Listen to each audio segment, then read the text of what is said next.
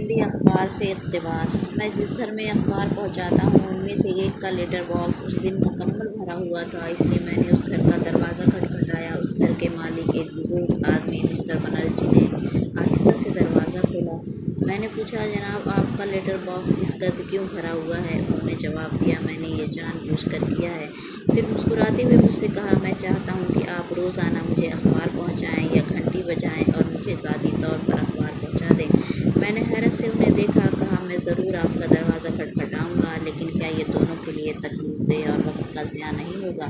انہوں نے کہا، آپ ٹھیک کہتے ہیں، پھر بھی میں چاہتا ہوں کہ آپ یہ کریں، میں آپ کو ہر ماہ اضافی 500 روپے دروازے پر دستک دینے کے دوں گا۔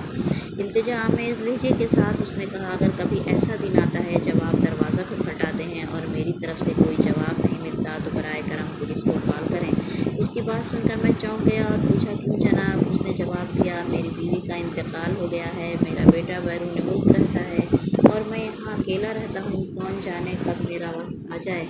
اس وقت میں نے اپنے اندر ایک ہلچل سی محسوس کی اور میں نے اس بوڑھے کی آنکھوں میں بہتے آنسوؤں کو دیکھا۔ اس نے مزید کہا، میں اخبارات نہیں پڑھتا، میں دروازے کی دستک یا دروازے کی گھنٹی کی آواز سننے کے لیے اخبار اٹھاتا ہوں اور کسی شناسا چہرے کو دیکھنے اور کسی چیز کا تبادلہ کرنے کی نیت سے۔ اس نے ہاتھ جوڑ کر کہا، نوجوان، مجھ پر ایک احسان اور کرو، یہ میرے بیٹے کا غیر ملکی فون نمبر ہے، اب کسی دن دروازہ کھٹکھٹاؤ اور میں جواب نہ دوں تو برائے مہربانی میرے بیٹے کو کال کر کے اس کے بارے میں اطلاع دے دینا۔ یہ آج کے دور کا سب سے کڑوا